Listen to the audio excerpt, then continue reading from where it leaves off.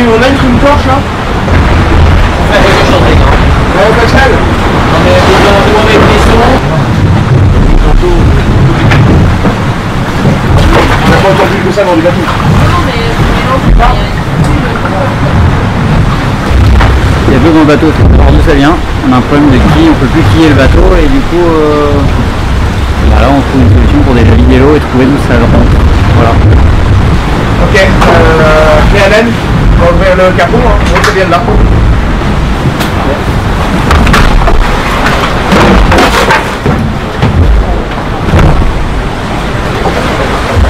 We had a problem with the keel. We don't know exactly why. At this time we want to do a cleaning, to change the sail, always a priority. And Pascal at the chat table called us to tell that we had plenty of water and oil in the boat. And I think it's coming by this hatch, so but I hope there's not a problem with the keel ram attached to the boat, so that will be water coming in.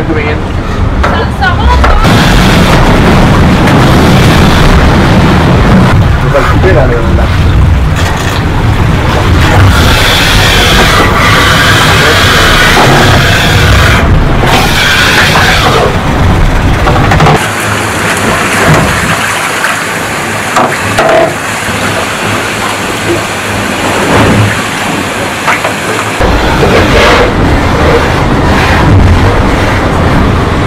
Yeah, so basically the port keel ram, which pushes the keel from side to side, where it attaches to the actual boat, the whole fitting is cracked, and we're not sure exactly how it happened or what, but I think it's from the slamming. But so basically a lot of water came in the boat and nearly filled up the majority of the boat, and now we've lost all the oil in the system, so the keel is just floating around basically. There's nothing holding the keel in place. So we've basically switched off the port hydraulic ram, so it's not in the system. Put new oil in the starboard ram, and then we'll try and get it to work again on just the starboard hydraulic ram, but it's a bit of a mess at the moment. A lot of water everywhere.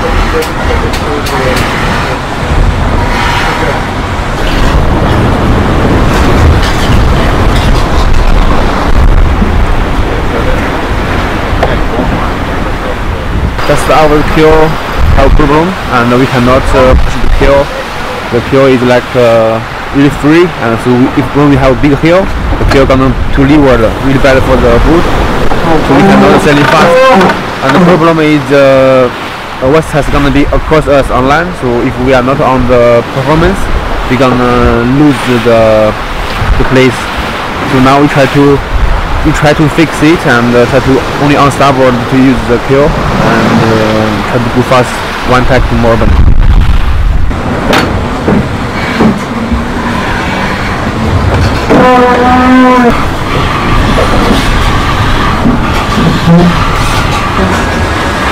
J'espère bien parce qu'ici ça se vide.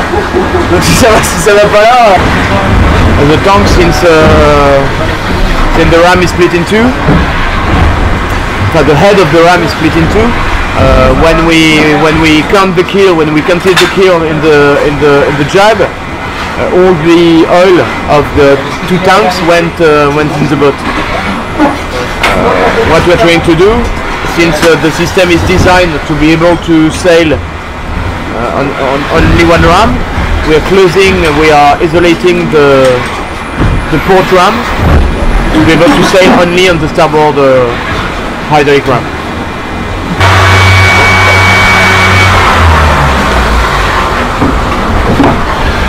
Ça s'amorce là. Vous avez réouvert les vannes et tout, hein? Ouais.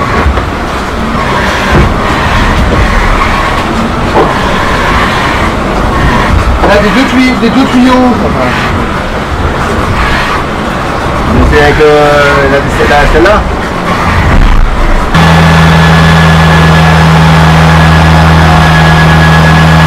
We put oil back in the system and we just managed to can the keel using just the starboard ram, so we got to check now it stays. Hey, go a bit more. We're going to make sure it stays at pressure and keep an eye on it for a while, but fingers crossed we've got it working again.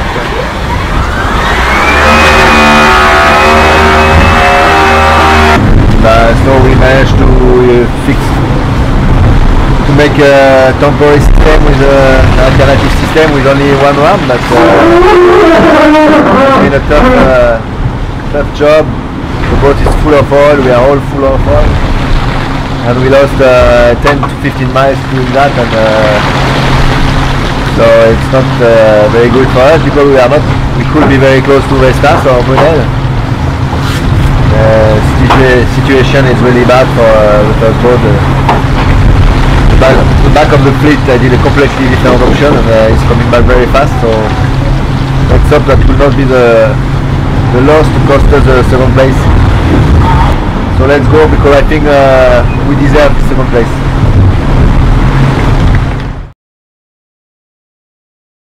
With Jim Kearney, the new owner of LDV Comanche, and you've got the beast in the backyard now, Jim. So tell us all about how you're feeling. Oh, it's exhilarating. The last 5 days, 6 days of training on the boat. Each day I've learned twice as much as I did the previous day.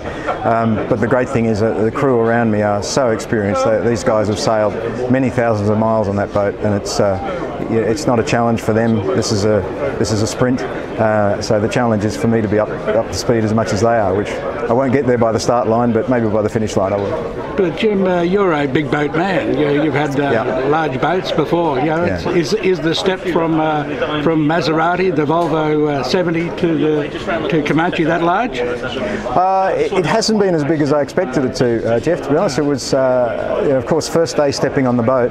It's long and it's wide and everything is enormous. But actually, once she gets moving, and if you can get some heel, lay her over a bit, dig that chine in, it's a very well behaved boat. It's very, very polite on the wheel. Sorry? How did she feel? How did she handle? Well, yes, surprisingly easy on the wheel and pretty responsive. She's very weight sensitive, very sensitive to the distribution of weight, even crew weight. So the ballast tanks are there to do their job, and we've found that even half filling a tank it makes a big difference of the three each side, and it's more delicately balanced than I expected it to be. It's not a big tank. It's big, but it's not a tank. She just looks it. Yes. Bob Steele, who is the skipper of Quest. Now, this must be the most convoluted story of the whole 2017 Rolex Sydney Hobart race as far as boat skippering and ownership is concerned. So, Bob, just to set the record straight, you better tell us exactly what's going on. I was sitting quietly at home and the phone rang, and it was our sailing master saying, "The boys want to meet you down in the bar of the CYC. So I came down and they said, "Look, Paul's decided that he's not going to Hobart this year. He has some family commitments. His son is getting married." This is Paul Clitheroe, the owner of a boat called Balance, which used to be your boat called Quest, until you sold it to him for an outrageous price. Is that the same person we're talking about? Well, he would probably agree, and I would probably deny that as a fact. But this is the boat that I won the 2008 Hobart in, and it's the same boat that won, believe it or not, the 2015 Hobart under Paul's ownership. So it's a great boat. But I was just sitting quietly there, and the boys said, "Look, Paul's not going, his son's getting married." And Paul said the only guy that he'll give the boat to is Bob Steele. Go talk to Bob. So of course they came down here. They came down with an allocation of the equivalent of about half a dozen schooners of beer as their fund, and of course they gave me a schooner of beer, and I signed up after the first one, forgot the last five, so I'm a bit of a mug. Oh, but mate, that was an easy touch. It was. I was touched badly, and so therefore they rolled me, and I'm now taking the yacht down, which is known as Balance. But Clitheroe said, "Look, Bob," he said, "you've got a colourful background." That's the way he described it. I said, "Thanks, Paul." I'd agree there. Thank you. He said, "Look, you know, you can take the boat down. The boys are very happy to have you with them, and I'm very happy to give you the boat for the race. But he said, would you mind changing the name of the boat from my name, because my reputation is pretty pristine, to something that you think of, nudge, nudge, wink, wink. And I said, I think I've got a name. So I stuck the mighty Quest back on it. I just happened to have a hat that's got a name on it. Oh yeah, I just happened, yeah. So consequently it's going as Quest. It'll come back and we'll change it back to Balance, and life will go on. I've got a smaller Quest, a 42 footer now, a turboed Mat 1180 that I was going a bit too slow for me. So I think waterline length's got something to do with that. And but anyway, that's another story. I mean, you've only just worked that out, have you? I have actually. No, I worked it out the day that I came into the harbour, and the boys said, "Welcome back, Bob. It's great to see you." And that was the last I saw of them, because they were all my mates in the TPs, and I was in a 39 footer. Only saw them at the start, and I thought, no, this is not a good move, Bob. But you know, I'd retired, and my beautiful bride caught me at home saying, what are you doing lying on the lounge? And I made a couple of excuses, like watching TV and reading the newspaper, because I'm multi-skilled. And then she said something like, get off your backside. And I thought, new boat. But I really didn't think, and I thought I'd be conservative and buy a 40 footer. That would be a nice little size and it'd be affordable. And but it wasn't the money. I've now regretted, because I could have bought a 60 footer. She still had the same purpose, get me out of the house. Christian back now. Christian's the man at the moment, because he's bought Speedboat, which is the boat that was built many years ago to be the fastest in the world, and it's done a wonderful job. It's done a lot of things for itself. It's turned turtle off island. It's won the Hobart race last year, and he's bought it, and he's a new man to sailing. And Christian, congratulations. Thank you very much, Chef. So tell us what you expect. What's going on now? Look, I'm expecting it to be a pleasant ride. I'm expecting it to be a lot of fun. I'm not really expecting us to win, unfortunately. Unfortunately, the weather conditions aren't good for us to be first out of the heads, which is one of the things that boat is good at. But unfortunately, we need a bit more wind to do well in those conditions, and it doesn't look like we'll get them for the start, unfortunately. So tell us what you've been doing as far as sailing is concerned. Are you Sure, I've got a Kerr 11.3 called Dump Truck that I've been sailing in the Lane Cove River from Greenwich Flying Squadron. So we did twilights on Wednesday nights, but it's very, very casual. I even threw away all the spinnakers, because I know I don't like spinnakers. Don't know how to use them. So I threw them all out, and I've just been twilighteting with my kids and things like that. Well, mate, you can't throw them out now. You've got 20 people on board, and you've got all the gear, so you're going to be seeing everything. Yeah, well, this boat's got furling spinnakers, which is easier. But I think you're right, I can't throw them out now, but I've got guys that know how to do it. Whereas on the 38 footer, I have been skippering it, so I needed to set up to my my skill level. Can I say it's sort of like a radical movement as far as moving from the Lane Cove River no spinnakers to the front of the 105 boat fleet? It is radical, and it's not the plan I had. I was actually looking around for a TP52, but petrol oil came up what I consider to be a cheap price, and it's one of those things, you look at something and you look out looking for something, and something bigger and better with a few issues comes up, and you think, oh, do I take the punt? And I have, and so far it's been good, but I just hope it keeps working all right for me. Look, I think it's absolutely courageous, and I think it's wonderful. It's great for the sport to have somebody like yourself move into this area. It's something that we need as far as the sport is concerned, and it's certainly, as far as you're concerned, I'm sure it's going to be a great learning curve. Well, thank you. I'm surprised to hear you think you need a guy like me, but I'm very flattered. Thank you. No, well, look, the sport needs new people to come into it and to boost what we've got going. And it's what sailing is a sport whereby it's just the same people all the time. But to see somebody new like you that comes in enthusiastically and to take up the mantle of something like 100-foot maxi, heavens above, that's great news. We love this sort of thing. Well, thank you. I'm very pleased to hear that. Thank you. So I believe you're taking a few of your staff with you, a few of your mates? Yeah, there's 8 of us, and 8 guys that have never been on ocean race before, and the pro sailors probably consider us all dead weight, so we're being very nice to the pro sailors so they don't cause a mutiny.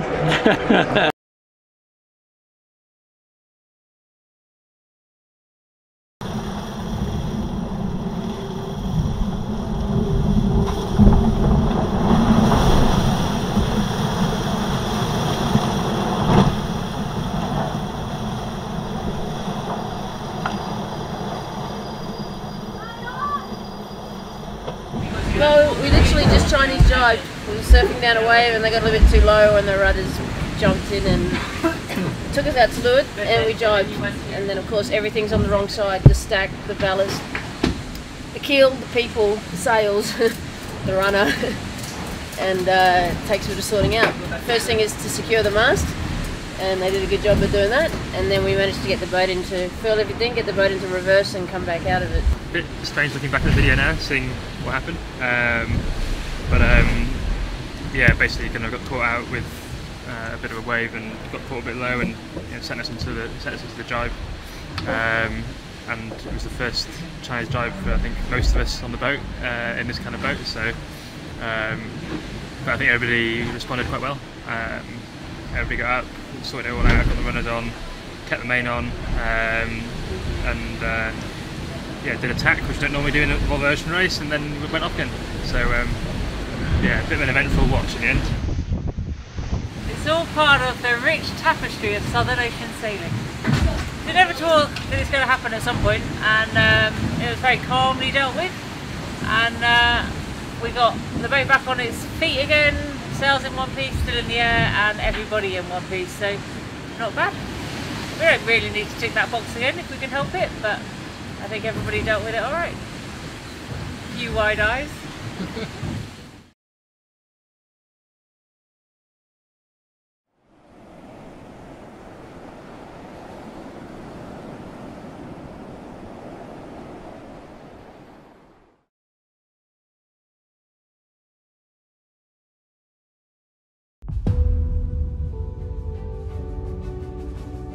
As a true classic of offshore racing, the Rolex Sydney Hobart yacht race is the pinnacle of every yachtsman's racing calendar and never ceases to deliver a feast for competitors and spectators alike. First away from the line are the biggest boats, the 100-footers. All four of these yachts have proven track records over this 628 nautical mile course. Now you've got Comanche, without doubt, the fastest monohull in the world. In Wild Oats and Blackjack are great machines. You've got last year's race winner and record breaking boat in Infotrack, so it's going to be a very exciting race to watch. Blackjack and LDV Comanche got the better starts, with Wild Oats 11 playing catch up from the off. But they soon found their pace and sneaked ahead of LDV Comanche with a bold manoeuvre that risked infringement. Meanwhile, Blackjack stayed free of trouble to win the race to the Sydney Heads and to be the first boat out into open water. The current forecast suggests that a new course record might be possible for one of the big four, but the overall win looks most likely to be taken by one of the mid-sized boats. It's the best competition, in my view, that's ever run in a Rolex Sydney Hobart yacht race, and therefore the competition's going to be red hot.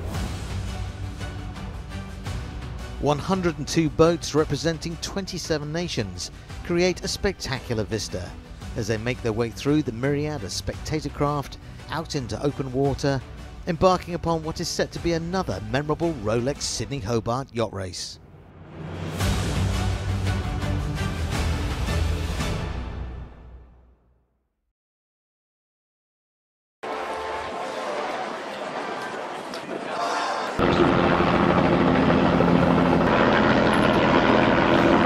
Yes, sir.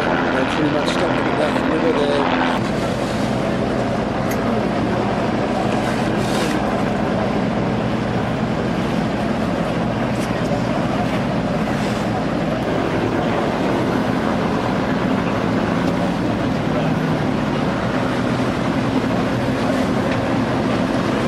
As you can see, Comanche's barely moving forward at the moment. The most incredible development just behind us here. Here is Wild Oats 11, which is caught up and is now breathing down the net, maybe 100 metres, maybe less. Separates Wild Oats 11 and Comanche. This is not only going to be a record-breaking finish, but it will be one of the brightest finishes that we've seen in this race for many years. And having a narrower hull, it is just a little bit faster in these conditions. But you can look at the sails of Comanche and see it is not moving. In fact, it almost looks like it's been blown slightly backwards at the and the cheers from the boats around us as Wild Oats 11 now comes up and is just about to take the lead of this incredible race for 2017. As I say, there's still a fair way away from the finish line, which is further down the Derwent River. But this is a crucial moment. And once again, Comanche not moving at all. Wild Oats 11 on its way past now, has better breeze, has picked up a little breath of wind. It's not moving fast, but doing a few knots, has now taken the lead in this year's race. We'll have more updates for you through the night right here on 7. But just repeating, Wild Oats 11 now with a little bit of speed has taken the lead and is moving ever so slowly towards the finish line in Hobart at Constitution Dock, where about 1,000 people are waiting down now. And there are just about as many out here on the water as well to celebrate the end of this incredible race. They look like they are still on record race, and that means yeah.